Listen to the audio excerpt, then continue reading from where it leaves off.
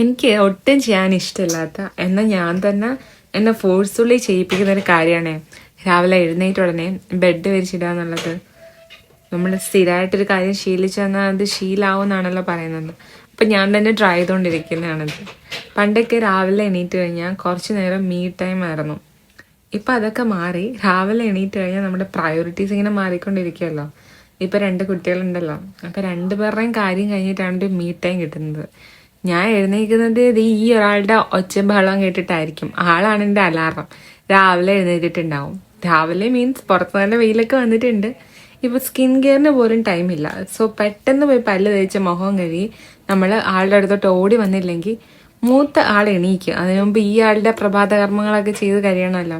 എണീറ്റ് ഉടനെ രാവിലെ ആളെ നമ്മൾ ഫീഡ് ചെയ്യട്ടോ. ഈ റിക്ലൈനർ ചെയർ എനിക്ക് ഭയങ്കര ഹെൽപ്ഫുള്ളായിട്ട് തോന്നിയിട്ടുണ്ട്. നമുക്ക് നടുവേദനയൊക്കെ ഉണ്ടെങ്കിൽ ഇതിലിരുന്ന് ഫീഡ് ചെയ്താൽ കുറച്ചുകൂടെ നമുക്ക് കംഫർട്ടായിട്ട് തോന്നാറുണ്ട്. അതുകൊണ്ട് ഞാൻ രാവിലെ കുറച്ച് നേരം ഇതിലിരുന്ന് ഫീഡ് ചെയ്യാറ്. കാരണം രാത്രി ഫുൾ കിടന്നിട്ട് രാവിലെ എണീക്കുമ്പോൾ നടുവിൻ്റെ ഒരു പിടുത്തമുണ്ടല്ലോ. അങ്ങനെ ആളെ ഉറക്കിയിട്ട് വേണം അടുത്ത ആളെ എണീപ്പിക്കാൻ. അടുത്ത ആളാണല്ലോ മുഖ്യം. കാരണം ആൾക്ക് രാവിലെ എഴുന്നേറ്റ് അപ്പം തുടങ്ങും പരിപാടി. ഈ കുഞ്ഞുങ്ങൾക്ക് ഇത്ര എനർജി എവിടെ നിന്ന് ദൈവമേ കിട്ടുന്നതെന്ന് ഞാൻ ആലോചിക്കും. അതിൻ്റെ ഒരു ഇച്ചിരിയെങ്കിലും എനിക്ക് തന്നായിരുന്നെങ്കിൽ ഇവനുണ്ടല്ലോ ഒരു മിനിറ്റ് പോലും എവിടെ അടങ്ങിയിരുന്ന് ഞാൻ കണ്ടിട്ടില്ല. അടങ്ങിയിരിക്കാറേ ഇല്ല. പക്ഷെ അവന് അടങ്ങിയിരിക്കില്ല എന്ന് മാത്രമല്ല, നമ്മളും കൂടെ വേണം. അങ്ങനെ 2 പേരെ സെറ്റാക്കിയതിന് ശേഷമാണ് ആക്ച്വലി എൻ്റെ ഒരു മോർണിംഗ് തുടങ്ങുന്നത് തന്നെ. ഈ ഒരു ജ്യൂസ് ഉണ്ടല്ലോ, കുക്കുംബറും പുതിനയും കൂടെ മിക്സ് ചെയ്തെടുക്കുന്ന ഭയങ്കര റിഫ്രഷിങ് ആട്ടോ. ഇത് കഴിക്കുമ്പോൾ എനിക്ക് ഗ്യാസ്ട്രിക് ഇഷ്യൂസ് ഒന്നും ഉണ്ടാവാറേ ഇല്ല.